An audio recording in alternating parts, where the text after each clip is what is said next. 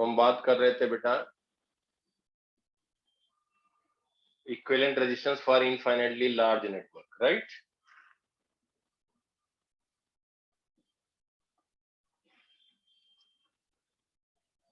Cube वाला सबने try किया, ऑनेस्टली बोलो तो फिर हम उसको डिस्कस करें। जब तक ट्राई नहीं करोगे, ट्राई मतलब उस पर टाइम देना 10-5 मिनट 15 मिनट, तब थोड़ा सा अच्छा रहेगा। किया सबने ट्राई? बोलो बेटा। Yes sir. Yes sir.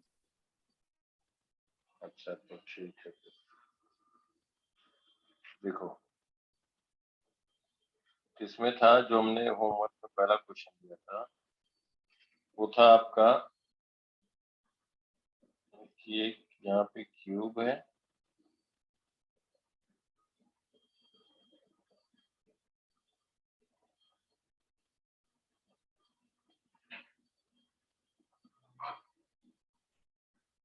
और हर एक साइड का रेजिस्टेंस आर दिया हुआ। ये मार्क था बेटा A B C D E F G H. तो each side is having resistance are.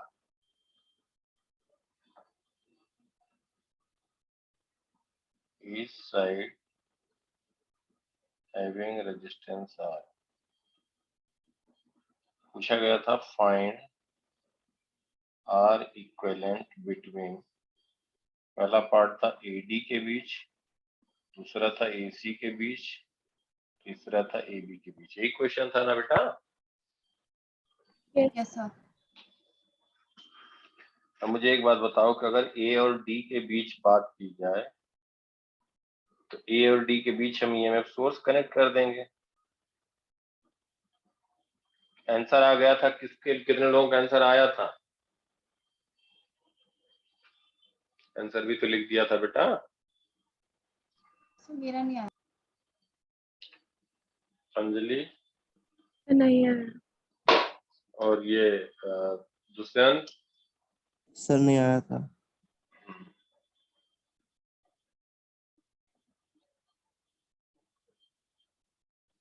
देखो अब ए और डी के बीच अगर पूछा गया तो हम क्या करेंगे, ए और डी के बीच एक ईएमएफ सोर्स कनेक्ट कर देंगे। ए और डी के बीच ईएमएफ सोर्स कनेक्ट कर देंगे। मुझे ये बताओ बेटा कौन सी ब्रांच में कह सकते हो कि करंट सेम फ्लो करेगा? कौन सी ब्रांच में करंट सेम फ्लो करेगा, क्या बता सकते हो या नहीं? जैसे ईएमएफ सोर्स से करंट फ्लो होना चाहेगा, उतना ही वापस आएगा। इस जंक्शन पे पहुंचा तो कौन से ब्रांच में करंट सेम फ्लो करेगा? तीनों ब्रांच, और 3 ब्रांच आ रहा A F A H A B, कि सभी ब्रांच में सेम करंट फ्लो होगा। बताओ, सोच लो 30 सेकेंड। तीनों ए पॉइंट पे करंट फ्लो करना चाहा ईएमएफ सोर्स से, ए पॉइंट पहुंचा तो 3 ब्रांच उसके सामने है, ए एफ ए एच और ए बी। तो मैं पूछ रहा हूं यहाँ पे कि तीनों ब्रांच में सेम करंट फ्लो करेगी या 2 ब्रांच में सेम फ्लो करेगा या किसी में सेम फ्लो नहीं करेगा? मुझे बताओ। तन्वी क्या लग रहा है बेटा, बताओ। गलत हो कोई बात नहीं, आप बताओ। तीनों में सेम। अंजलि? किसी दो में सेम होगा और तीसरे में अलग जाएगा। है किसी दो ब्रांच में सेम होगा, जैसे एएफ और एबी में सेम होगा। एच वाले सेम नहीं होगा। है यस। दुष्यंत? सर किन्हीं 2 ब्रांच में सेम होना चाहिए करंट। किन्हीं 2 ब्रांच में होना चाहिए। बिल्कुल सही आंसर बताया तन्वी ने। सुनो देखो यार, देखो कोई बात नहीं, देखो यहाँ पे एक ब्रांच ही है तो यहाँ पे एक रेजिस्टेंस, देखो ध्यान से समझो जो यहाँ बताने जा रहे हैं, इसको समझो। मेन पॉइंट यही है, उसके बाद है ही नहीं। ए से बी में एक रेजिस्टेंस इधर आ रहा है बेटा, अगर इधर करंट फ्लो करेगा तो क्या आ रहा है, एक रेजिस्टेंस आर आया, फिर 2 रेजिस्टेंस आए पाथ में, फिर निगेटिव टर्मिनल पे पहुंच गए। ये समझ पा रहे हो बात को? यहाँ पे करंट फ्लो करेगा तो वही करंट इक्वली डिवाइड हो जाएगा, दोनों में इक्वल रेजिस्टेंस आ रहे हैं, फिर उसके बाद वापस आया और यहाँ चला गया।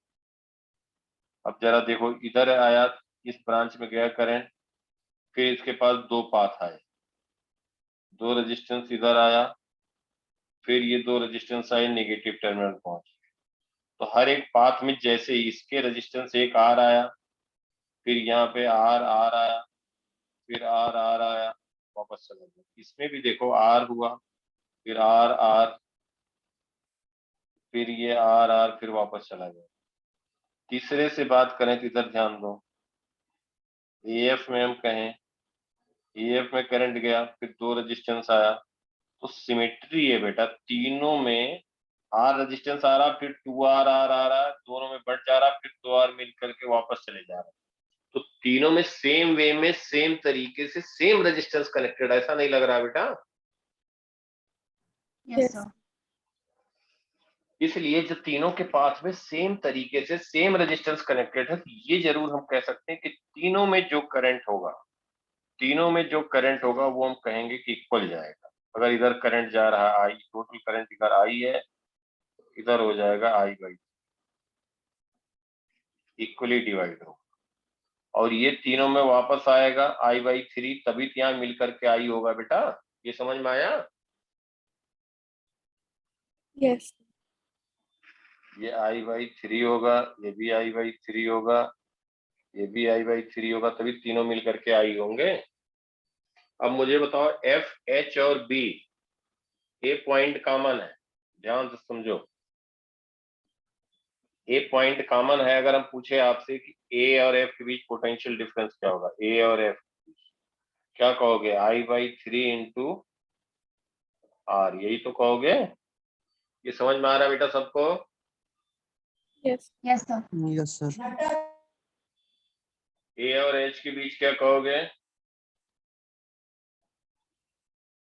I by 3 into R.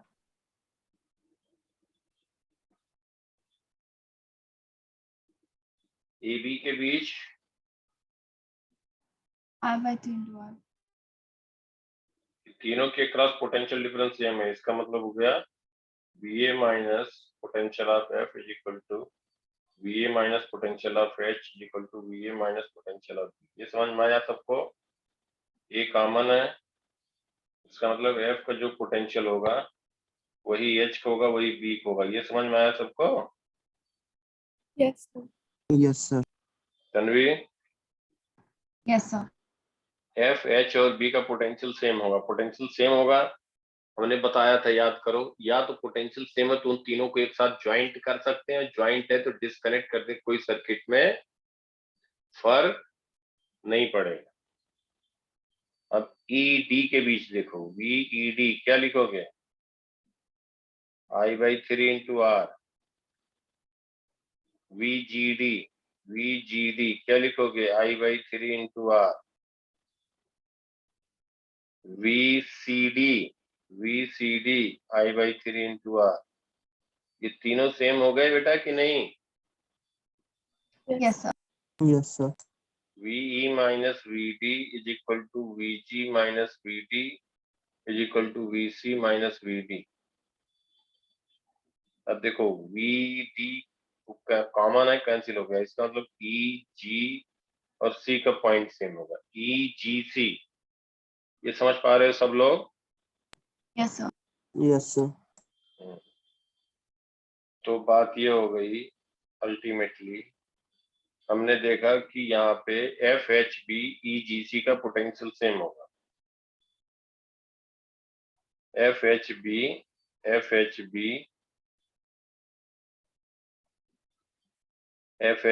EGC का पोटेंशियल सेम होगा, FHB और EGC का पोटेंशियल सेम होगा। समझ में आ रही बात?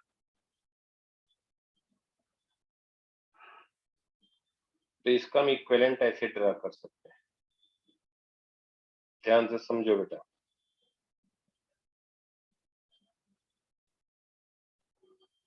हम क्या कह सकते हैं? ए पॉइंट ये है, ए पॉइंट, इसको हम क्या कर रहे हैं? FH और B को, FH और B को एक साथ कनेक्ट कर दे रहे हैं। FHB को एक वायर से कनेक्ट कर दिया, तीनों को एक साथ ज्वाइंट कर दिया, EGC को कनेक्ट कर दिया। समझ में आ रही बात सबको?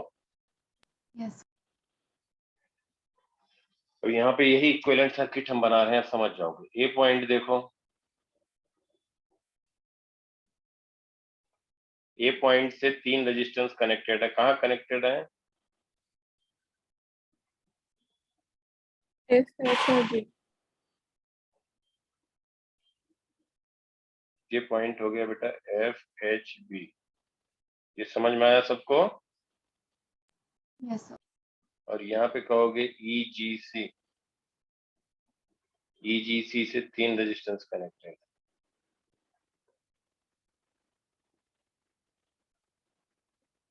ई जी सी, और ये पॉइंट हो जाएगा बी। ये समझ में आया बेटा? Yes. अब देखो एफ एच बी और ई जी सी, इनके बीच में कितने रेजिस्टेंस हैं? एफ से 2 रेजिस्टेंस कनेक्टेड है। देखो एफ से 2 रेजिस्टेंस कनेक्टेड है। कहाँ? ईजी पे कनेक्टेड है। ईजी एक ही पॉइंट है। एफ से 2 रेजिस्टेंस कनेक्टेड है। तन्वी समझ में आ रही बात? Yes, sir. एच से देखो ईसी पे 2 रेजिस्टेंस कनेक्टेड है। ईसी पे एच पॉइंट से 2 रेजिस्टेंस कनेक्टेड है। और कहाँ कनेक्टेड है? एच पॉइंट से। ईसी ईसी जी एक ही पाथ है, तो यही पॉइंट है। अब फिर बी पॉइंट से देखो, बी पॉइंट से जीसी पे 2 रेजिस्टेंस कनेक्टेड है। टोटल रेजिस्टेंस कितने कितने साइड होते हैं क्यूब में? बोलो। 12 साइड होते हैं ना क्यूब में। 12 रेजिस्टेंस से 12 आ गए। अब ये 3 डायमेंशन था, इसको एक प्लेन में बना दिया हमने। ये समझ में आया कैसे बनाया गया? पहले ही बताओ। Yes, sir. Yes sir. अब अगर पूछा जाए ईडी के बीच, एडी के बीच पूछा गया है, तो इसी को हम और सिंप्लीफाई कर सकते हैं। ये पॉइंट ए हो गया, ये r/3 हो गया, ये r/6 हो गया, ये r/3 हो गया। ये पॉइंट डी हो गया। R A D r/3 plus r/6 plus r/3, ये हो जाएगा 5r/6। समझ में आया सबको? Yes. आर ए डी हो जाएगा 5r/6। इसको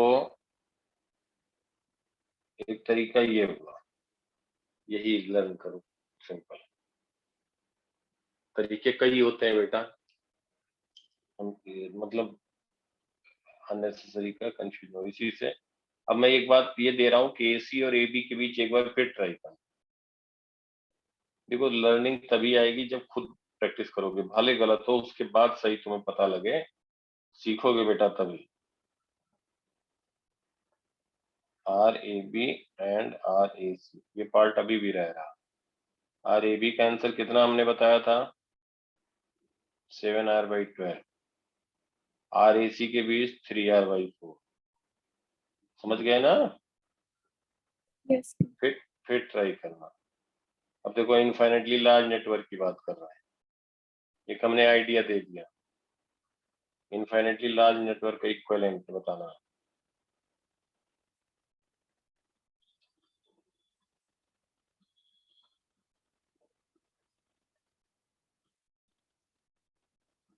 Equivalent resistances for infinitely large network। इसको ट्राई किया था किसी के, ये सॉल्व हुआ किसी से? तन्वी, नहीं sir. अंजलि, No. ट्राई किया था? Yes, sir. Dushyant, no sir. Try नहीं किया था ना? सर ट्राई किया था बट आया नहीं था। 2 4 2 4 2 4 2 4। क्वेश्चन में पूछा क्या गया बेटा? यहाँ पे देखो, find R equivalent between A and B. Find R equivalent between A and B. अब देखो एक बात, यहाँ पे हम क्या कर रहे हैं, जो हम बेसिक कॉन्सेप्ट लगा रहे हैं वो क्या कर रहे हैं कि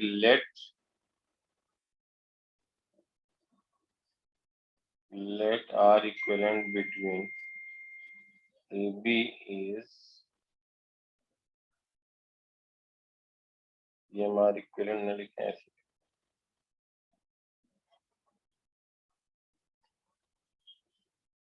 let equivalent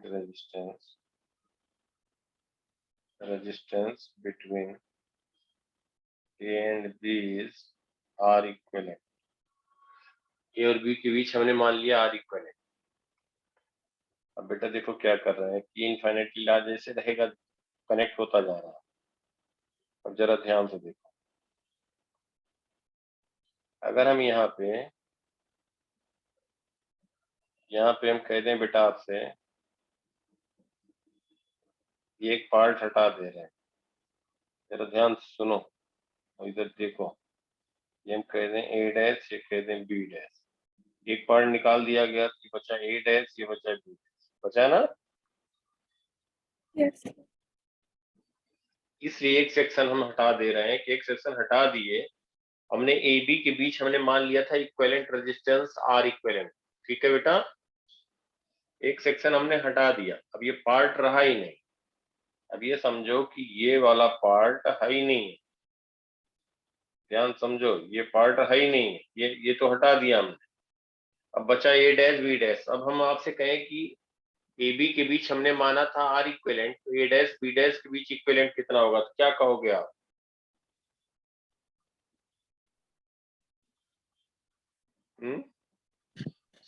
R equivalent. Tanvi ये समझ में आया? देखो ये ए डैश है, ये बी डैश है, यहाँ पे है ये 2 ओम, ये 4 ओम, ये 2 ओम, ये 2 ओम, ये है 4 ओम।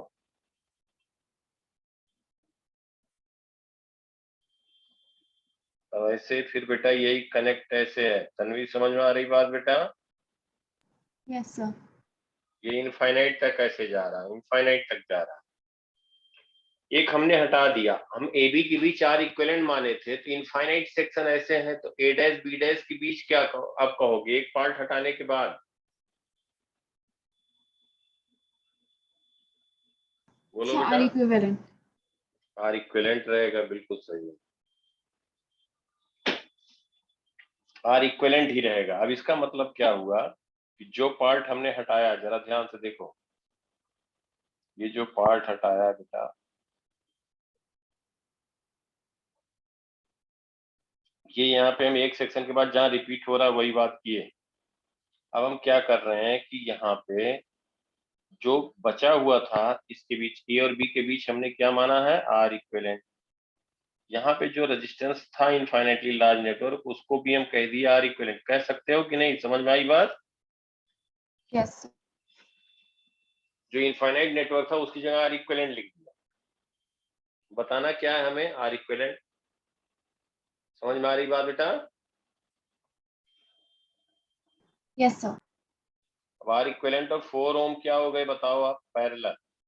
उसके साथ सीरीज क्या है, 2 ओम, वही आएगा R equivalent is 2 plus 4 ohm is parallel with R equivalent. ये समझ में आया?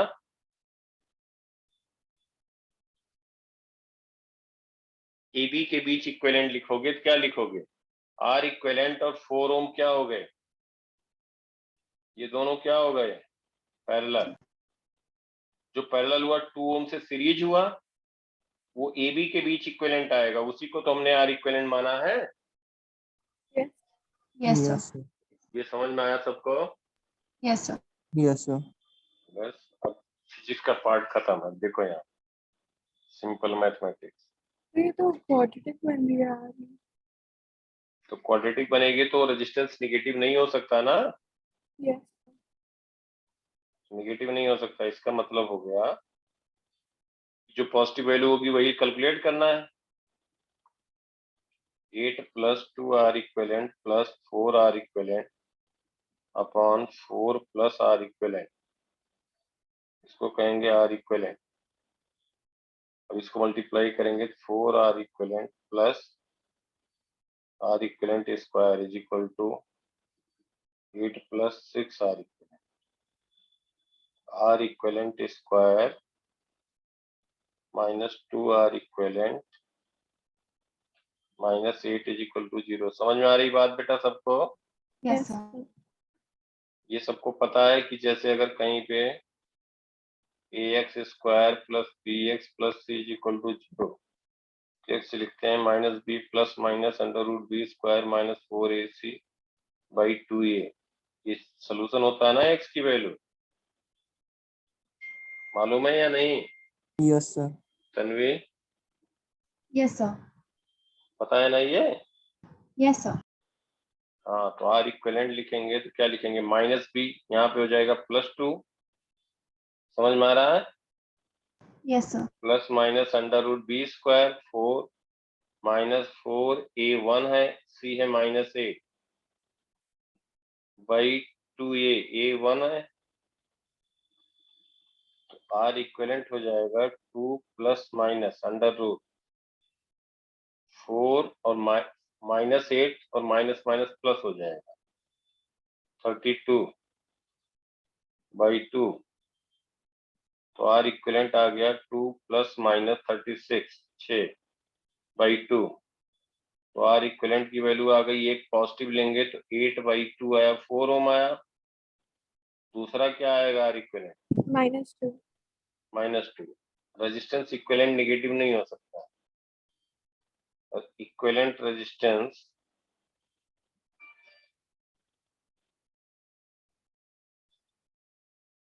Can not be negative. समझ में आई बात बेटा? तो एक्सेप्टेबल वैल्यू क्या आ गया? यही आ गया आर इक्विवेलेंट ए और बी के बीच। ए और बी के बीच या वही ए डैश बी डैश के बीच होता है। एक सेक्शन हटा देने से कोई फर्क नहीं पड़ेगा। ये आ जाएगा ना बेटा? Yes, sir. Yes sir.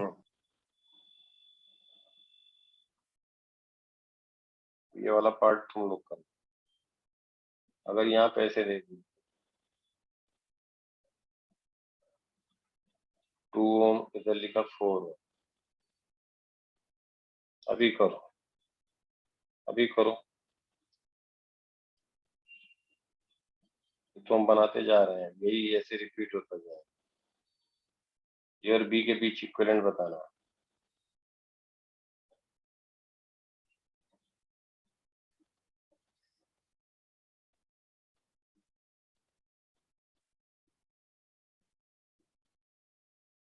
जब ट्राई कर लेना, कर लोगे ना? अभी करिए. करो अभी।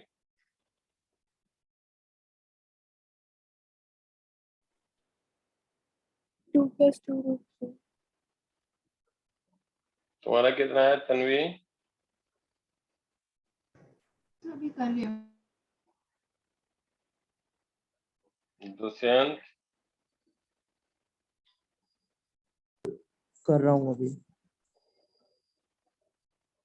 तो यहाँ पे देखो किस सेक्शन के बाद रिपीटिशन होगा, किस सेक्शन के बाद रिपीटिशन होगा, तो वहीं से सेक्शन हटाएंगे। तो इसको हमने लिख दिया ए डैश, इसको लिख दिया बी डैश।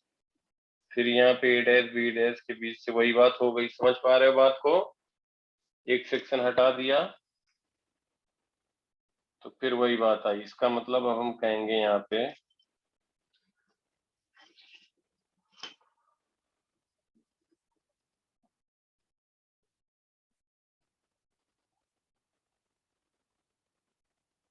ये 2 ओम है, ये 4 ओम है, ये ए डैश है,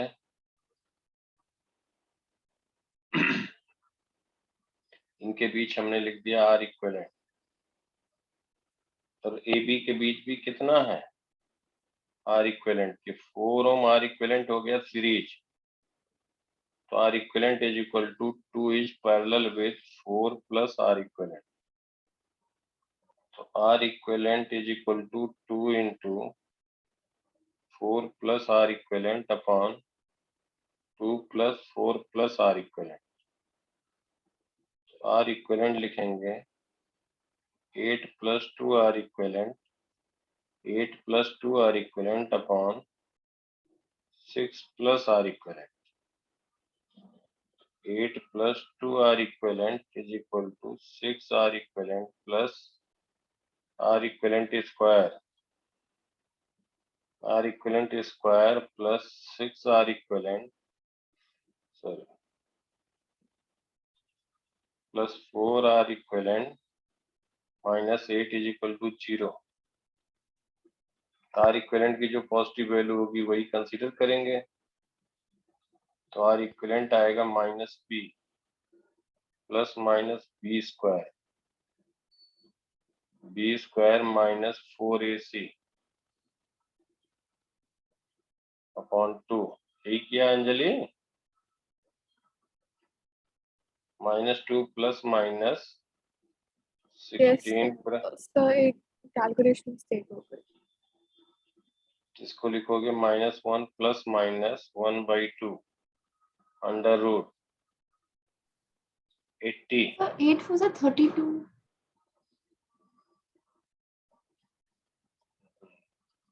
सही बात है, सही बात है। तो कितना हो जाएगा? 32 प्लस 16 48। इसको लिख देंगे -1 प्लस माइनस 1/2 इंटू 4√3, तो -1 प्लस माइनस 2√3, तो निगेटिव साइन नहीं हो सकता, तो R equivalent will be 2√3 minus 1 हो। समझ में आया? Negative sign, negative value can not be acceptable for R equivalent, negative value is not acceptable. समझ में आया? समझ गए बेटा? Yes, sir. Yes sir. Sir अगर हम पैरेलल वाला पहले सॉल्व करके फिर सीरीज में ऐड करें तो अलग आएगा? क्या कह रहे हो बेटा? अगर आर इक्विवेलेंट को 2 के पैरेलल बोलो बोलो। अगर यहाँ आर इक्विवेलेंट को इनके बीच आर इक्विवेलेंट मान लिया, यही निकालना है, जिसके बाद रिपीट हो रहा है, यहाँ नहीं मान सकते ना। एक सेक्शन वो निकालेंगे कि जहाँ पे सिमिलरिटी आ जाए। एक सेक्शन जब हटाएंगे तो यही आएगा बेटा, दूसरी जगह से नहीं ले सकते हैं। बोलो, लेफ्ट वाला पार्ट पूरा गायब हो जाए, कोई फर्क पड़ेगा? नहीं, अगर जैसे हमने पहले सीरीज वाला सॉल्व किया, पहले +4 करके फिर पैरेलल के साथ सॉल्व किया, तो पहले मैंने पैरेलल के साथ किया था फिर सीरीज में ऐड किया, तो मेरे अलग आ रहा है। पहले इधर देखो, ये हमारा पैरेलल है, इनके बीच आर इक्विवेलेंट है ना, ये 4 ओम है, और जो हमने रिप्लेस किया तो यहाँ पे आर इक्विवेलेंट ये आया। तो पहले सीरीज पैरेलल क्या होगा? अब इनके बीच हमें बताना है, ए पॉइंट ये, बी ये है, तो आर ए बी कितना माना गया है? R equivalent. अब इनके बीच इक्विवेलेंट लिखेंगे कि 4 ओम, ये है 2 ओम। पहले पैरेलल कैसे करोगे? अरे बेटा ये सीरीज है, ये 2 ओम ये रेजिस्टेंस है, और इसके साथ 4 ओम और ये आर इक्विवेलेंट है, 4 ओम और ये आर इक्विवेलेंट है, और ये है ए पॉइंट, ये है बी। इनके बीच इक्विवेलेंट लिखना है, तो 2 ओम को केवल आर इक्विवेलेंट से थोड़ी लेंगे। दोनों पैरेलल है ना। समझ में आया कि नहीं? यस। ये नहीं है कि 2 ओम को आर इक्विवेलेंट से ले लो फिर ये करो, ये सब गड़बड़ मत करना। अब समझ में आ गया कि नहीं? यस। तो 2 ओम इन दोनों के पैरेलल है, इस पॉइंट के बीच में है 2 ओम, इस पॉइंट के बीच जितना भी रेजिस्टेंस होगा उसके पैरेलल है, ये एक के नहीं है।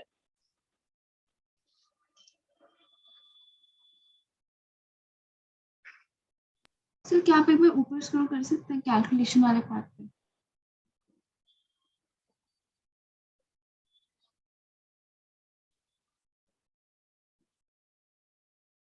यहाँ से क्या और ऊपर का?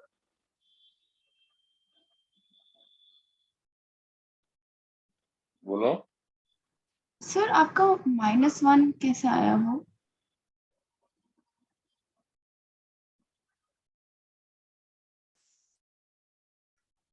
-2 आएगा। सही बात।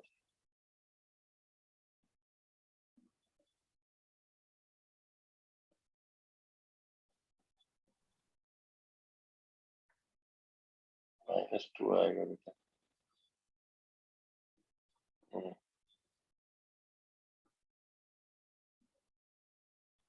तो यहाँ से 2 कॉमन लेंगे तो आर इक्विवेलेंट जो आएगा वो आएगा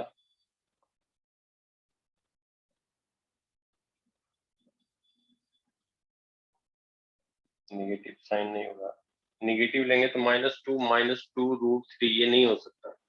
पॉजिटिव लेंगे तो 2 √3 -2 आएगा, 2 कॉमन लेंगे तो √3 -1, √3 इज अप्रोक्सीमेट 1.7 और इक्विवेलेंट अगर मान लो इस फॉर्म में दिया ऑप्शन तो ऐसे लिखोगे, नहीं तो 2 × 1.7 -1 कहोगे तो आर इक्विवेलेंट लिखोगे 2 × 0.7 तो अप्रोक्सीमेट 1.4 ओम कहोगे। समझ में आया? जिस तरह ऑप्शन दिया रहे ये होगा। क्लियर बिल्कुल? यस।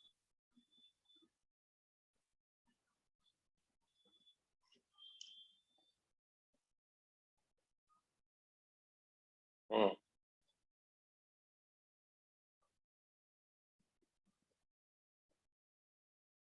हम्म ये समझ में आया यहाँ तक सबको? Yes sir. Yes sir.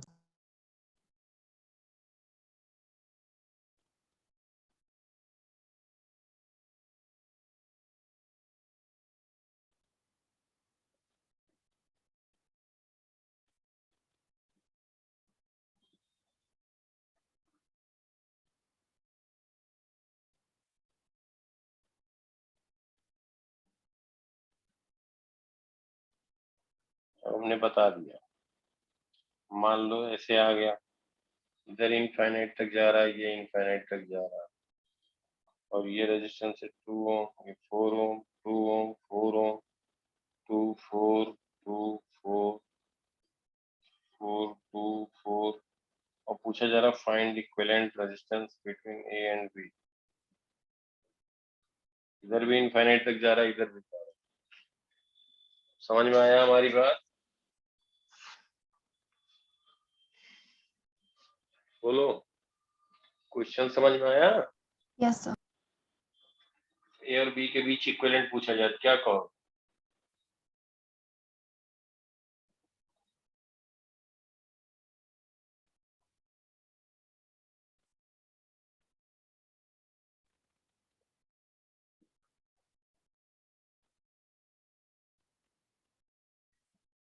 देखो कुछ नहीं है, तब आसान है, थोड़ा तो सोचना पड़ेगा ना। अब सेम नहीं आएगा। देखो इधर यहाँ देखो, ये एक पॉइंट ले लिया हमने, यहाँ ब्रेक किया, इधर से ब्रेक किया। ध्यान से समझो, ठीक है? Yes sir. इसको A1 का, इसको B1 का, इसको A1 का, इसको B1 का। A1 B1 के बीच इक्विवेलेंट क्या निकाला अभी बताओ? A1 B1 के बीच इक्विवेलेंट क्या लिखा है?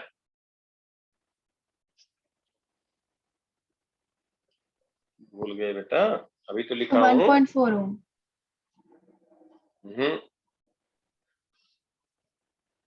सर 4 ओम। ये 4 ओम था, ये 2 था बेटा, तब आया था 1.4 ओम। तन्वी जब 4 2 4 ऐसे था तब आया था। 4 ओम। Yes sir. तो समझ में आ गया 4 ओम आएगा। यस। A1 B1 के बीच कितना आएगा? 4 ओम। तो हम पहले लिख लें यहाँ A, यहाँ लिख लें B, इनके बीच कनेक्टेड है 4 ओम। और A1 B1 जो कनेक्टेड था उसको हम क्या कह रहे हैं बोलो बेटा? 4 ओम कनेक्टेड है ना? यस। तन्वीर समझ में आया? Yes sir. और इधर हम कहें A1 B1 के बीच क्या कहोगे? 4 AB के बीच क्या कहोगे? 4/3 4/3। ये आंसर आ गया, यही आंसर आ गया ए बी के बीच।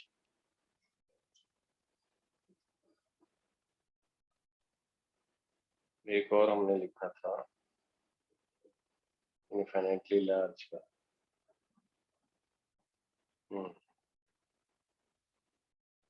वो ये लिखा था,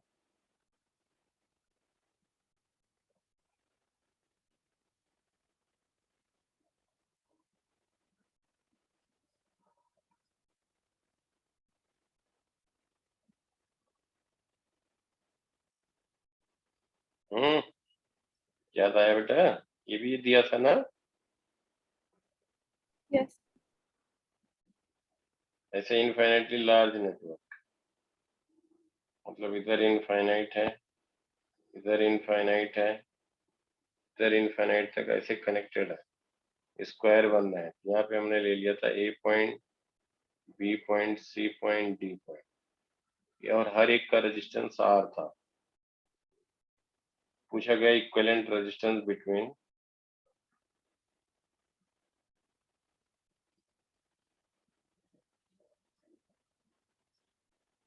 पहला ए बी, दूसरा ए सी। ए बी के बीच वही होगा जो बी सी के बीच होगा, वही सी डी के बीच होगा, वही डी ए के बीच होगा। ये समझ में आ रहा है सबको? यस। ए बी के बीच वही होगा जो बी सी के बीच होगा ना बेटा? Yes yes sir. ये हम ये बता दें कि ये ऐसे से इनफाइनाइट तक जा रहा है, तो समझ ही गए हो,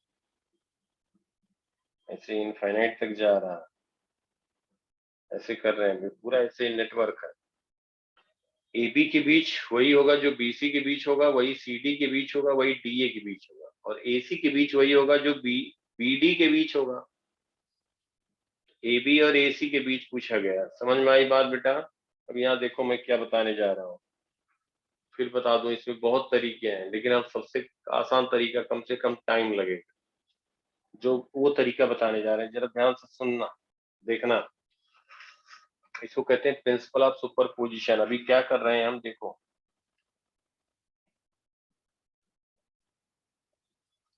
कम से कम टाइम लगे वही करना। इसमें हमने मान लिया कि एक वायर लिया, और इसमें हमने मान लिया कि करंट आई जा रहा है। यहाँ से हम करंट आई भेज रहे हैं, समझ पा रहे हो बात को? वो वायर ए पॉइंट से कनेक्ट किया हमने, और वहां से करंट आई भेज रहे हैं। ये जो जंक्शन पे आई पहुंचा, according to Kirchhoff's current law या जंक्शन रूल, उस पॉइंट पे इनफाइनाइटली लार्ज डायरेक्शन में, हर डायरेक्शन में कितने वायर कनेक्टेड है ए पॉइंट पे? बोलो, ए पॉइंट पे कितने Totally वायर 5 कनेक्टेड हैं? 5 इंक्लूडिंग जो हमने डाला। हाँ, वो बेटा नहीं, जो हम वायर जिससे भेज रहे हैं उससे नहीं देखना है। अब ए पॉइंट पे पहुंचा तो बाकी 4 में डिवाइड होगा वही करंट, यस। Yes sir. और इक्वली डिवाइड होगा कि नहीं? Yes. Yes sir. Equally divide होगा। अब हम ए बी के बीच बात कर रहे हैं, तो हम करंट में इंटरेस्टेड हैं जो ए बी में जा रहा है।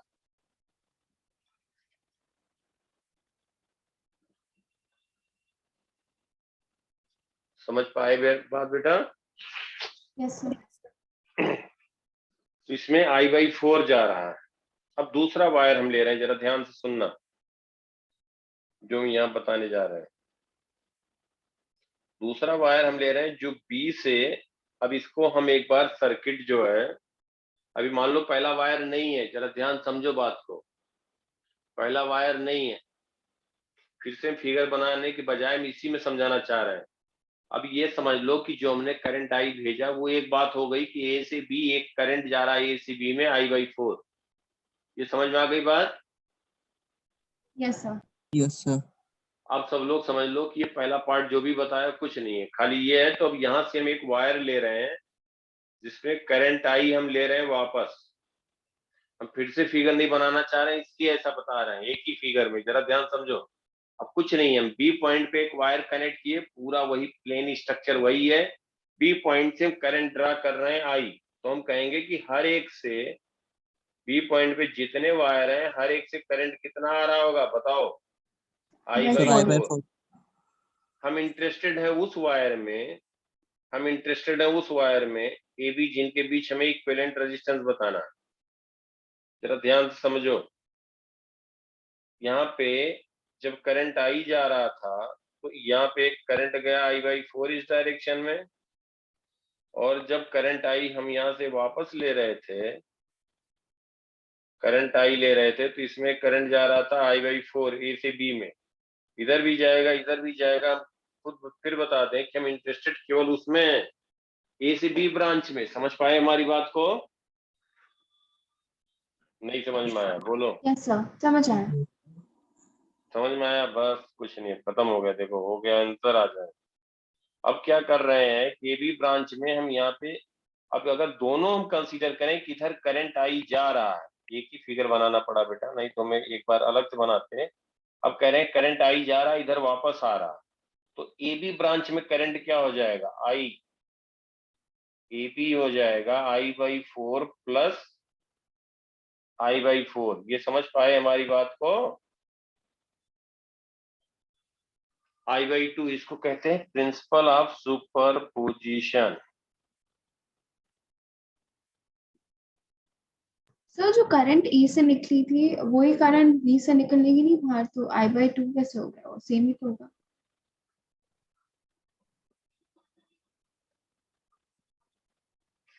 देखो जो अभी हम क्या कह रहे हैं, जो फिगर हम नहीं बनाना चाह रहे थे, देखो अब हम क्या कह रहे हैं, ये हमारा ए है, ये हमारा बी। यहाँ पे एक वायर हमने लिया, यहाँ से बी पॉइंट से एक वायर से करंट आई हम ड्रा कर रहे हैं, तो जो इसके सराउंडिंग में जो इससे 4 वायर होगा उससे हम कहेंगे कि हर एक से कितना करंट जा रहा है बी की तरफ, आई बाई 4। Yes. ये समझ में आया? एक वायर ले रहे हैं, बी पॉइंट से करंट आई ड्रा कर रहे हैं, इससे क्या जाएगा, ए से बी करंट कितना जाएगा? I by 4। I by 4। I by 4। और इसी में अगर हम कह रहे हैं, इसी में पॉइंट ए है, यहाँ से हम कहते हैं करंट आई जा रहा। समझ पा रहे हो बात को? तो Yes अब sir. ए से बी में कितना जाएगा? आई बाई 4 जाएगा। अब ये दोनों को हम ऐसे वायर को सुपरइम्पोज कर दे रहे हैं, मतलब इसी में हम कह रहे हैं कि अगर करंट आई यहां से हम भेज रहे हैं, इसको कहते हैं principal of superposition. Principal of superposition कहते हैं इसी को। अब खैर वो सब नाम से मतलब नहीं है। देखो इधर करंट आई भेज रहे हैं, इधर वापस ले रहे हैं, तो आई जो भेज रहे हैं उसके कारण क्या गया? आई बाई 4 गया, और जो वापस ले रहे हैं उसके कारण आई बाई 4 आया, तो ए बी ब्रांच में कितना करंट हो गया? I by I 2। got you. A to B कितना हो गया? I by 4 plus I by 2 हुआ।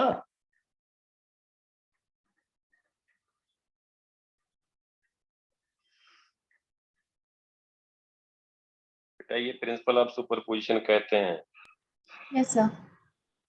हम क्या कह रहे हैं, करंट आई गया, करंट आई गया, प्रिंसिपल ऑफ सुपरपोजिशन। अब पूरा डिटेल में उसका प्रूफ समझने की जरूरत नहीं। आई गया तो जितने पॉइंट हैं उसमें इक्वली डिवाइड हुआ, और दूसरा जब हमने लिया आई वापस लिया, तो वहां से करंट आई बाई 4 हर एक में आ रहा होगा।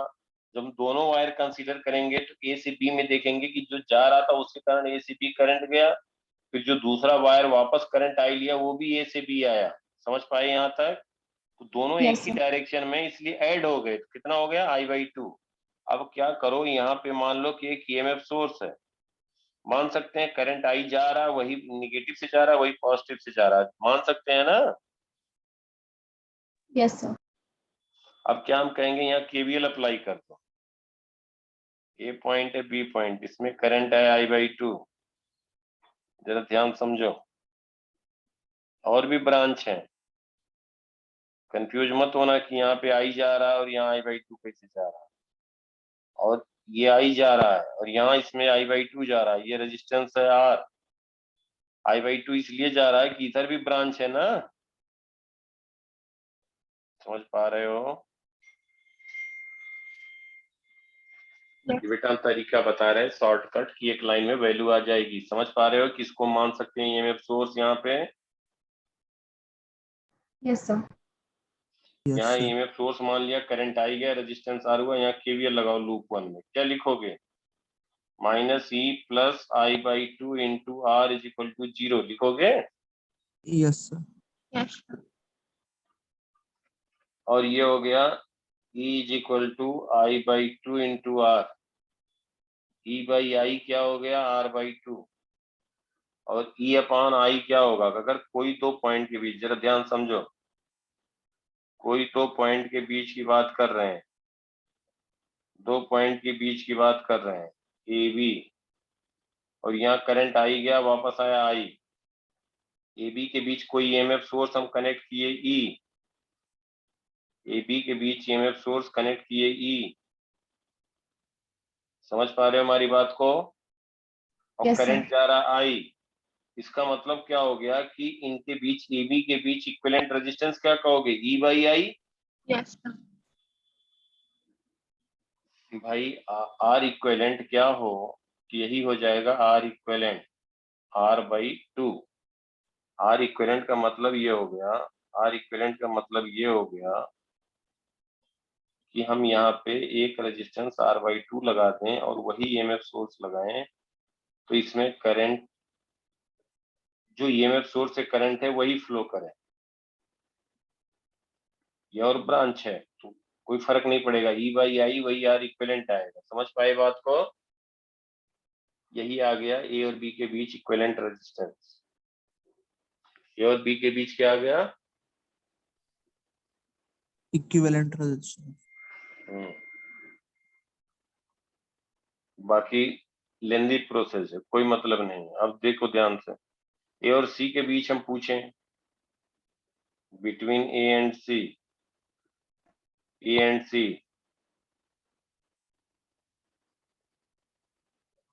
कोई मतलब नहीं है बेटा उस सब का प्रूफ रुक जाने, कहीं कुछ नहीं, बस यही सब ज्यादा से ज्यादा आएगा, ये भी नहीं आएगा, लेकिन क्वेश्चन दिख सकता है। तो चाहते हैं कुछ भी कहीं दिखे तो एक लाइन में, और एक लाइन में उसको सॉल्व करके फट से आंसर बता के देख के ही बता दो। देखो इधर आई, ये हम पॉइंट ले रहे हैं, कौन सा पॉइंट ले रहे हैं? ए बी, इसमें करंट भेज रहे हैं आई। ये समझ में आया यहाँ तक तन्वी? Yes, sir. हमें बताना है ए और सी के बीच, ए और सी के बीच आई हमने भेजा, तो हमें ए से सी वाले पाथ में हम इंटरेस्टेड है। इसमें जाएगा I/4। ये समझ पा रहे हो बेटा? Yes sir.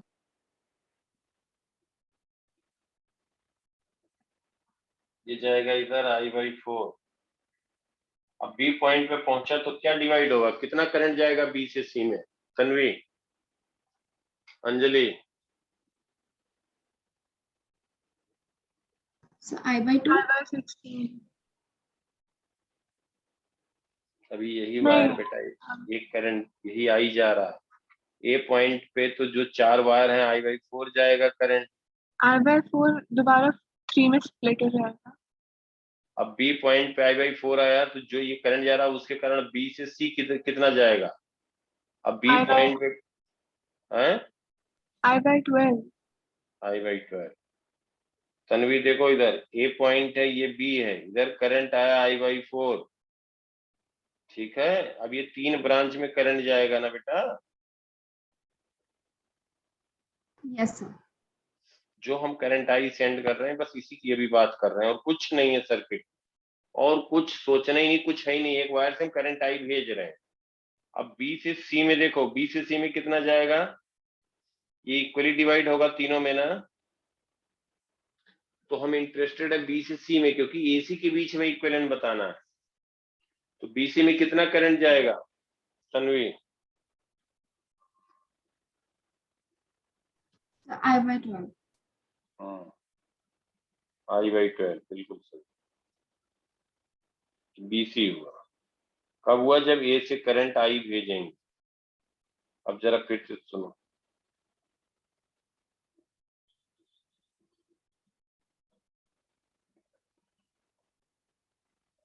ये पॉइंट है हमारा A, ये B, ये है C।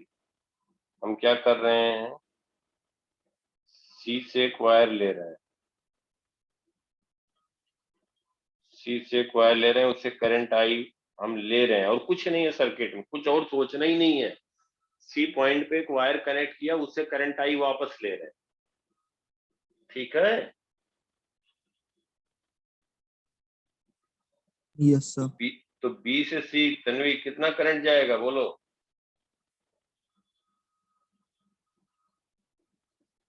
So I by 12. नहीं, एक मिनट।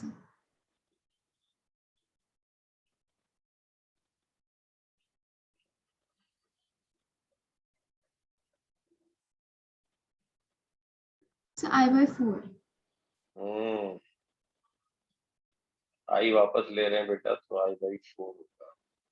ऐसे ही सोचना है, बिल्कुल सही सोच रहे हो। देखो इधर करंट गया I by 4, अब इधर भी I by 4 होगा, इधर भी I by 4 होगा, इधर भी I by 4 होगा, लेकिन हम इंटरेस्टेड हैं, हमें AC के बीच इक्विवेलेंट बताना है, तो हम AC वाले पार्ट में बात करना चाह रहे हैं। अब देखो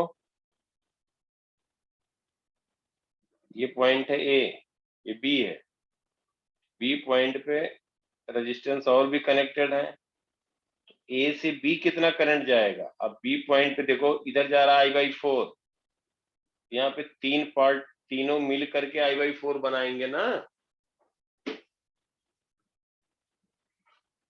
Tanvi, Anjali, Yes sir. A से B कितना करंट जाएगा बताओ?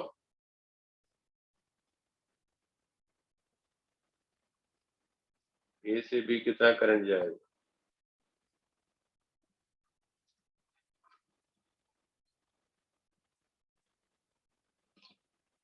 अरे बेटा यहाँ पे 12. तन्वी, ये B है, एक वायर है I by 4, तुमने बताया अभी, बताया ना? Yes sir. फिर से request यहाँ, कर। अब यहाँ पे हम कह रहे हैं कि जो I by 4 है, तो ये तीनों जब इक्वल रेजिस्टेंस है, तो तीनों से इक्वल करंट नहीं आएगा, और मिल करके क्या बनाएंगे? I by I 12. by 4। तो हर एक में कितना करंट होगा? तीनों में I by 12.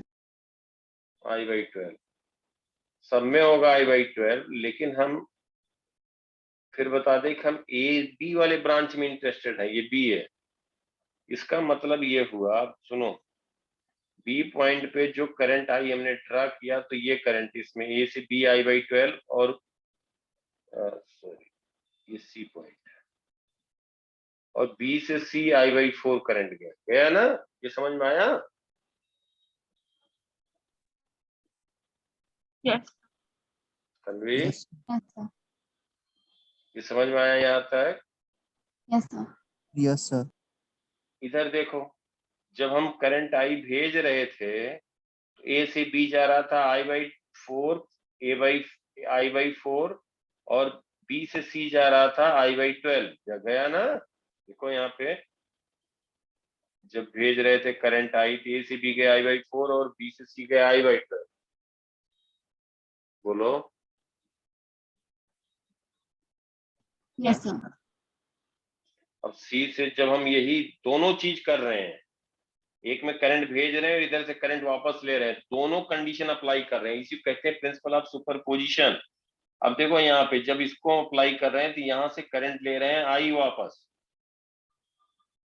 वापस ले रहे हैं I, तो यहाँ पे I by कितना था? देखो B से C में वापस लेने के कारण B से C में था I by 4, ये ऐड हो गया, और इसमें था I by 12, और ये करंट जा रहा था तो I by 4 था, इधर I by 12 था, वापस आने के कारण इसमें I by 4 था, इसमें I by 12 था।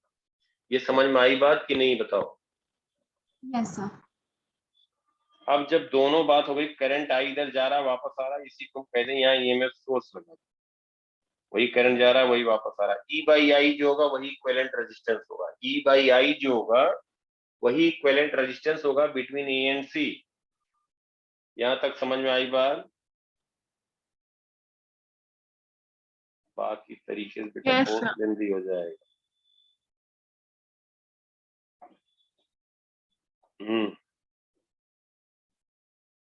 बोलो अंजलि, ए से सी क्या लिखोगे? I/3 कर। तन्वी यहां तक समझ में आया? Yes sir. हमें ई बाई आई जो होगा वही तो ए और सी के बीच इक्विवेलेंट रेजिस्टेंस होगा, ये समझ में आया? Yes sir.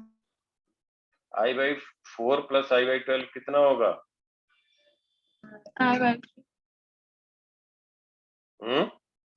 I/3 I by 3। देखो अब यहाँ वही चीज हम बना रहे हैं, इसमें करंट जा रहा है आई बाई 3, ये रेजिस्टेंस आर, ये पॉइंट हुआ बी, यहाँ पे करंट जा रहा है आई बाई 3, ये रेजिस्टेंस आर है, ये पॉइंट हुआ सी,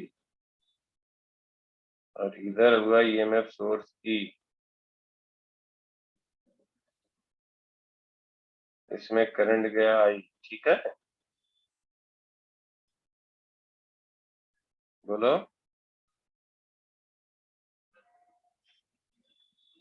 अरे बेटा ये यहाँ करंट आई गया, इधर और भी ब्रांच है इसलिए इसमें करंट कुछ और दिख रहा है, लेकिन अब केवीएल हमें लगाना है। ई बाई आई की वैल्यू जो होगा वही इक्विवेलेंट रेजिस्टेंस होगा, ई बाई आई वही होगा आर ए सी। केवीएल लगाओ इसमें, लूप 1 में क्या लिखोगी तन्वी? समझ नहीं पा रही मुझे ऐसा लग रहा है। नहीं सर, केवीएल के लिए तो माइनस ये plus I/3 into R plus I/3 into R equal to 0।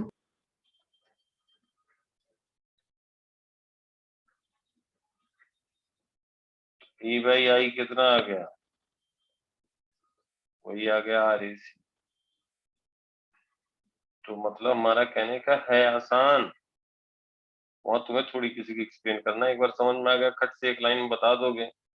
2r/3 answer आ गया ए और सी के बीच, ये समझ में आया? Yes sir. तो मैं यहाँ थोड़ा सा रुको,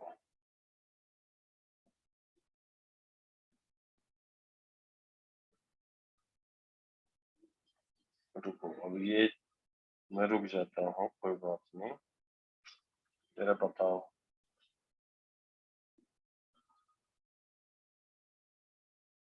हम सबसे शॉर्टेस्ट तरीका बता रहे हैं, कम से कम टाइम लगे। बेंजीन पढ़ा होगा ना अभी, बेंजीन में टू पैर इधर लगता है।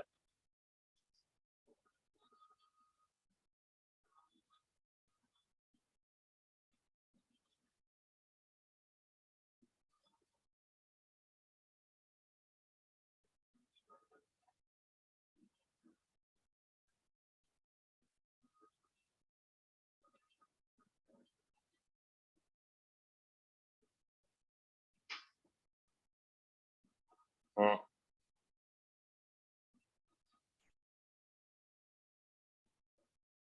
ऐसे बेटा इनफाइनाइट तक है, समझ पा रहे हो बात को? Yes. बनाते रहें, कितने बनाते रहें, यही जो है इनफाइनाइट तक ऐसे जा रहा है, इधर भी इनफाइनाइट, इधर भी इनफाइनाइट, इधर भी इनफाइनाइट, इधर भी इनफाइनाइट। हर एक साइड का रेजिस्टेंस है R, each side, each resistance R, A B C, A B के बीच वही होगा, इसको कहते हैं टी, इसको कहते हैं ई, इसको कहते हैं F. A B A F F E E D D C सब सेम होगा, ए सी हो सकता है और ए डी हो सकता है, A B A C A D के बीच इक्विवेलेंट बताना है।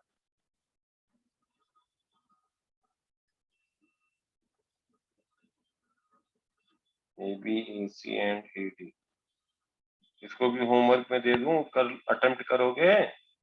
समझ तो गए हो कॉन्सेप्ट ना, मैं प्रैक्टिस के लिए दे रहा हूँ। बोलो, ये भी Yes. करोगे? बोलो, ऐसा तो नहीं गड़बड़ कर दो फिर पता लगा कल हम उससे ज्यादा टाइम लगाएं। अभी करना है तो बोलो, 5 मिनट हम टाइम दें।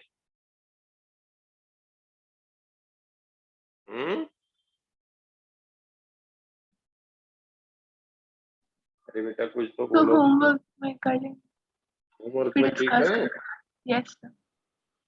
तन्वी या दुष्यंत तुम लोग भी बोलो। सर होमवर्क में ही दे दीजिए। हम्म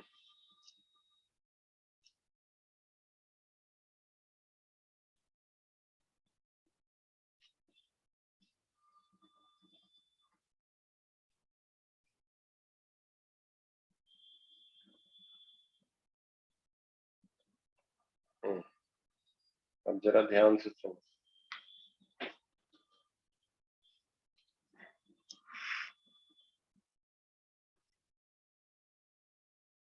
मुझे होमवर्क में दे रहा हूँ। ये है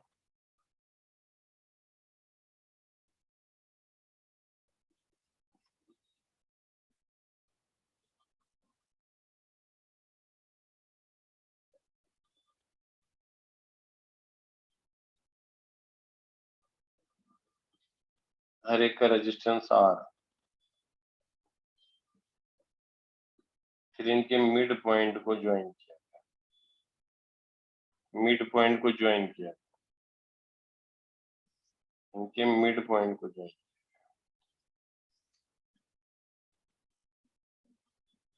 इनका भी रेजिस्टेंस R, फिर इनके मिड पॉइंट को ज्वाइन किया,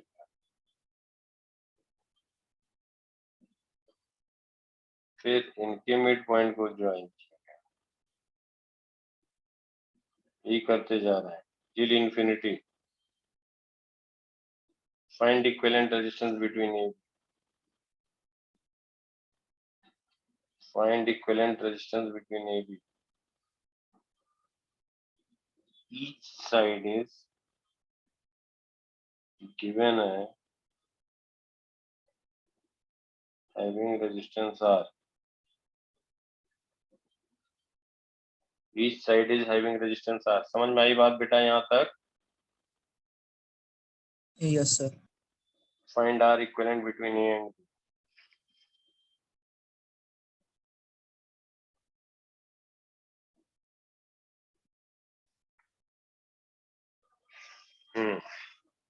अगर इसी में हम कहते हैं this is each side having resistance R, इसको हम कहते हैं केस 1। केस 1 लिख दिया तो उससे तुम्हारा अटेंशन थोड़ा सा हो जाएगा। केस 2, अगर हम कहते हैं कि जैसे वायर है, वायर को हम ऐसे बना रहे हैं, ट्रायंगल बना रहे हैं, जरा ध्यान समझना।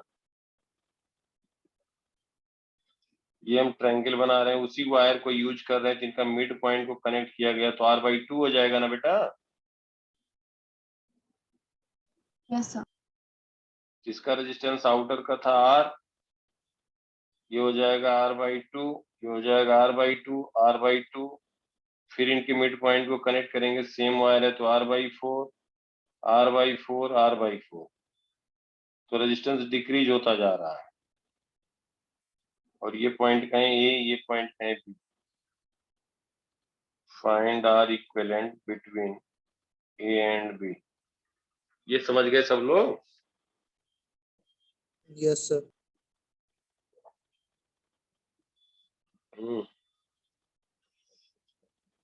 ए और बी के बीच इक्विवेलेंट बताना है। तो दोनों में क्या हो रहा है कि यहाँ पे वायर के ये हर एक साइड का रेजिस्टेंस हाफ हो रहा है। देखो ये हम बता दें क्या होगा कि जैसे पहले की बात करें, होमवर्क कह तो दिया लेकिन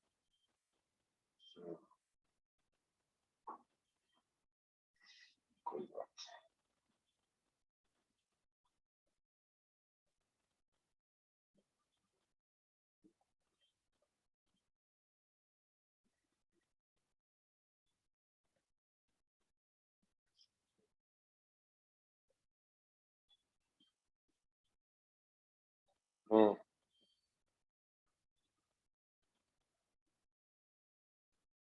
देखो बेटा, ए बी के बीच इक्विवेलेंट पूछा गया है, तो अगर हम ए बी के बीच इक्विवेलेंट पूछा गया तो हम क्या करेंगे, ए बी के बीच एक ईएमएफ सोर्स अगर कनेक्ट करते हैं, ध्यान समझो, तो क्या कहोगे, इधर करंट गया I1, इधर गया I2, टोटल ईएमएफ सोर्स से कितना करंट गया, I1 प्लस I2। यहां तक समझ में आई बात बेटा? Yes sir. तन्वी, यस इधर कितना आएगा, इधर आएगा I1, इधर जाएगा I2, इधर जाएगा I1, इधर जाएगा I2, तभी मिल करके वापस आएगा I1 प्लस I2। अब इसका मतलब इधर I1 गया, ध्यान समझना, जब I2 इधर गया और वही I2 इधर जा रहा था, ये जो पॉइंट है चाहे यहाँ कनेक्ट रहे या ना रहे, ध्यान से समझो अब कहानी, ये यहाँ कनेक्ट हो या इसको हम डिसकनेक्ट करते हैं, कोई फर्क पड़ेगा? No sir. नहीं पड़ रहा। अब जरा ध्यान से देखो कि हमने मान लिया कि ए और बी के बीच इक्विवेलेंट रेजिस्टेंस, हमने मान लिया let equivalent resistance between A and B is, let equivalent resistance between A and B is R equivalent. Let equivalent resistance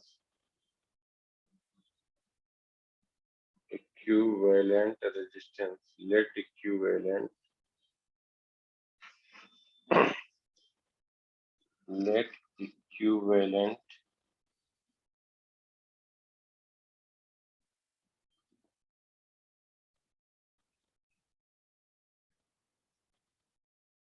between A and B, let equivalent resistance between A and B is R equivalent. अब एक बात बताओ बेटा, ए और B के बीच are equivalent माना, तो जरा ये इसकी बात देखो ध्यान से, ये जो येलो वाला पार्ट है इसको हम टर्मिनल सी कह दें, इसको डी कह दें, इसको सी नाम दे दिया, इसको डी दे दिया,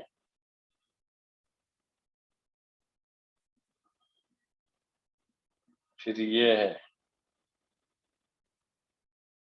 फिर ये है, ऐसे इनफाइनाइट तक। तो सी और डी के बीच इक्विवेलेंट कितना कहोगे तन्वी? सी और डी के बीच इक्विवेलेंट क्या कहेंगे, बोलो? R equal. आर इक्विवेलेंट ही कहेंगे बेटा, क्योंकि ये फिर रेजिस्टेंस आर है, आर है, आर। समझ में आई बात? एक अगर हम बाहर वाला रिमूव भी कर दे तो इनफाइनाइट है, तो इनफाइनाइट से एक हटाने से कोई फर्क पड़ेगा, तो सी और डी के बीच भी कितना होगा? Are equivalent. तन्वी समझ में आ रही बात? यस सर पक्का? अंजलि हाँ। समझ में आ रहा है? Yes sir. हाँ, तो अब देखो यहाँ पे ए और बी के बीच इक्विवेलेंट, तो हम इसी सर्किट को ये लिख सकते हैं, जरा ध्यान से देखो कितना इंटरेस्टिंग बन गया, आसान। क्या हो गया?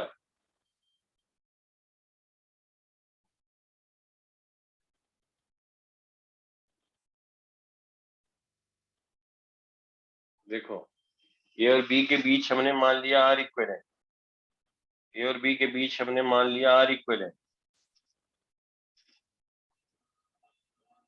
Are equivalent between A and B, और ये पार्ट सब हटा करके क्या लिख दोगे, बोलो? इनके बीच भी एक लिख दोगे आर इक्विवेलेंट। ये समझ में आया कैसे लिखा गया?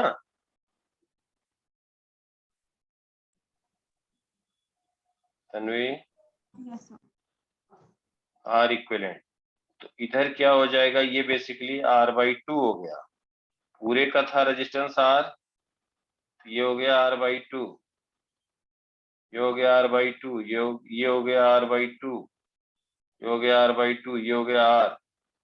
तो इसको हम क्या कह सकते हैं, देखो इसी को सिंप्लीफाई करें तो हम ये R/2 क्या हो गया, सीरीज, इसके साथ ये पैरेलल हो गया, हम कहेंगे कि R हो गया और ये हो गया R इक्विवेलेंट, और यहाँ पे हो गया R/2, इधर हो गया R/2, और फिर ये हो गया R, और इनके बीच जो रेजिस्टेंस आएगा वही होगा R इक्विवेलेंट। ये समझ में आया सबको? Yes sir. Yes sir. Quadratic equation बनेगा, पॉजिटिव वैल्यू क्या कह देंगे? कॉन्सेप्ट इसका याद रखो, ये सब इतना पूछा नहीं जाएगा यार, लेकिन मालूम रहे, हमारा मतलब ये कहीं कुछ भी रहे यार, कितना भी कैसा भी आए, सब तुम्हें मालूम रहना चाहिए, बस हमारा टारगेट वो। हमने कहा था ना, जब चैप्टर जैसे जो खत्म करते जाएंगे कहीं रहे तो तुम्हें ज्यादा मालूम रहेगा। ये सब कर लिए, अब बताने की जरूरत तो नहीं थी, सच्चाई तो ये भी है, लेकिन जानबूझ के मैं थोड़ा सा इसलिए कर रहा हूँ कि मैं कहता था ना कि जैसे अगर 12वीं में हो, पेपर 9th 10th का दे रहे हो, ये सब अगर समझ गए और इसका प्रैक्टिस कर लिए तो क्वेश्चन कहीं भी देखोगे, कहीं का भी कभी का, तो तुम्हें कुछ भी उस टॉपिक से रिलेटेड रहेगा। 8 क्लास तो मैं बात कह रहा हूँ, तो अभी हम कहाँ तक पहुंचे हैं, इतने पूरा करंट इलेक्ट्रिसिटी चैप्टर के लिए नहीं होता है। तो मतलब हमारा कहने का है कि ये कर लिए तो उसी तरह से सॉल्व करो पेपर जैसे 9th 10th का। और मैं शुरू में भी बोला था, उसके लिए तो हमें थोड़ा ज्यादा जाना पड़ेगा ना, इसलिए घबराने की बात नहीं हो, है कुछ नहीं।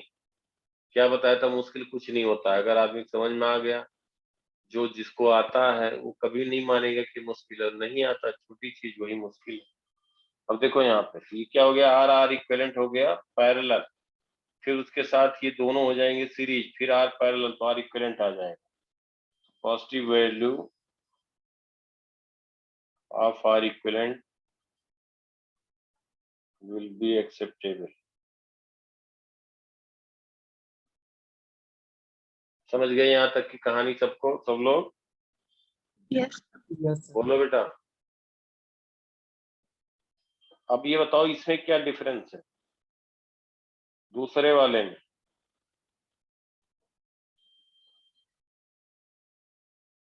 तन्वी, दूसरे क्वेश्चन में क्या डिफरेंस है पहले से?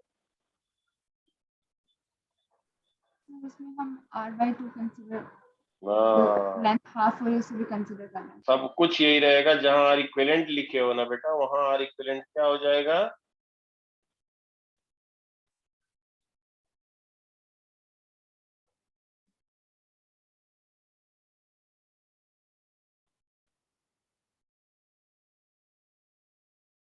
उनके बीच हम कहेंगे let R A B is R equivalent, R A B is R equivalent, ठीक है बेटा? R A B is R equivalent, ये समझ में आया सबको? Yes sir. Yes sir. R A B is R equivalent. अब यहाँ पे जब बेटा बीच वाले को हटाएंगे कुछ फर्क नहीं पड़ेगा, क्या फर्क पड़ेगा? खाली यहाँ पे क्या कह दोगे, यहाँ कहोगे कि आर इक्विवेलेंट बाई 2 हो गया। समझ में आया क्यों? Yes sir. Tanvi, yes sir. तो वो ऊपर क्या वाले ने वो R/2 मुझे समझ नहीं आया कैसा है। क्या ऊपर वाले मार बैठ ये? अरे ये पूरा साइड बेटा आर रेजिस्टेंस था, तो इसका मिड पॉइंट से यहाँ से कनेक्ट कर रहे हैं, तो ये आधा आधा क्या होगा, R/2 ही तो होगा। Okay okay sir. समझ में आया? यस यहाँ पे क्या हो जाएगा, यार इक्विवेलेंट बाई 2, ये R/2 R/2 R/2 R/2, तो अब यही चीज यहाँ पे ये दोनों हो जाएंगे सीरीज, फिर उसके साथ ये पैरेलल, फिर ये दोनों सीरीज, फिर ये parallel, positive value of R equivalent will be answer. इसको सब कैलकुलेट करने की जरूरत नहीं, लेकिन ये समझ लेना कि अगर कहीं पे रहे। समझ में आ गई बात यहाँ तक? Yes sir. बोलो yes sir. Anjali. Yes sir. हम्म,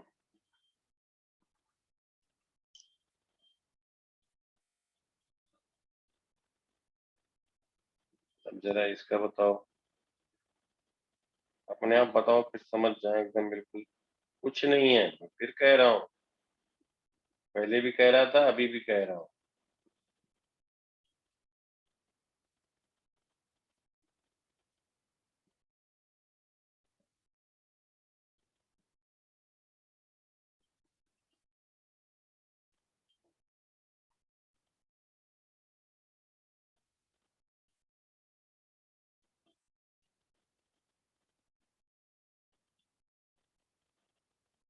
ये समझ पा रहे हो बेटा क्या बनाया हो? यस ये कैसे, अब देखो ये कैसे बनेगा। ये पॉइंट ए कह दें, बी कह दें, सी कह दें, find R equivalent between A B and A C. ये सबसे ज्यादा कुछ नहीं, कभी ना आया ना आएगा। ए बी ए सी के बीच इक्विवेलेंट बताना है। ना आएगा कि मतलब कह रहे हो कि क्यों पढ़ा रहे हैं। कभी आ सकता, जब आ जाता तो लोग शुरू कर देते हैं। हमारा पहले से एडवांस में रहोगे तो फिर फायदे में रहोगे। वही सेम थोड़ी रिपीट होगा। अब देखो ए बी, ये हर एक का resistance, each resistance is R. A B और ए सी के बीच बताना है। ये स्ट्रक्चर बनेगा कैसे, जरा ध्यान समझना आप, जो मैं बनाने जा रहा हूँ। ऐसे बनेगा,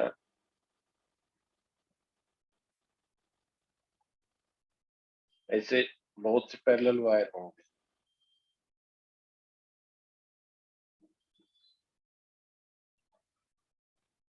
यहाँ तक समझ पा रहे हो बेटा? अब देखो ये हर जंक्शन पे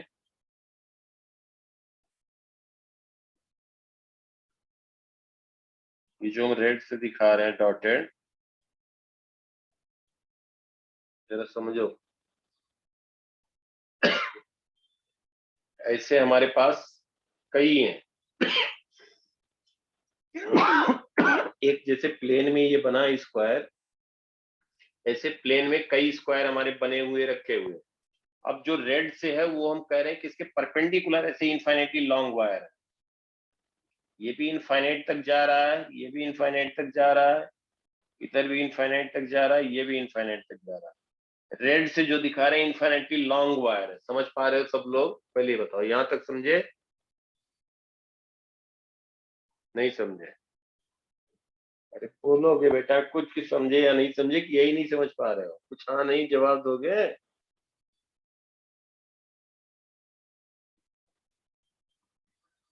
हेलो?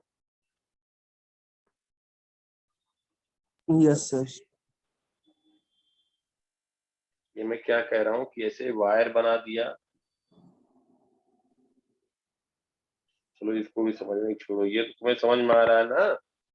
कि फिगर यस सर। समझ में आ रही कि नहीं? हाँ तो कैसे बना उसकी जरूरत है, छोड़ो।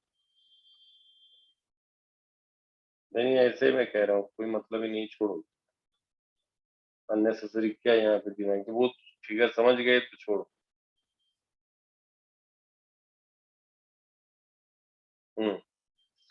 उसी को बता रहे थे कैसे आया, लेकिन अब चलो ऐसे इनफाइनाइटली लार्ज नेटवर्क है। एबीसी 3 पॉइंट है, हर एक का रेजिस्टेंस आ रहा है। एबी के बीच बताना, एसी के बीच बताना। अब देखो एबी के बीच बताना है तो जरा तन्वी एक बार यार ना एक काम करो, एबी के बीच जरा अपने आप तुम लोग बता के मुझे दिखाओ।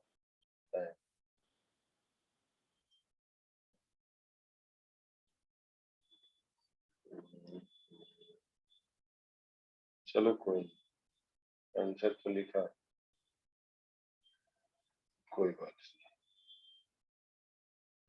इसलिए बीच में टाइम देने पे भूल जाता है, गड़बड़ हो जाता है।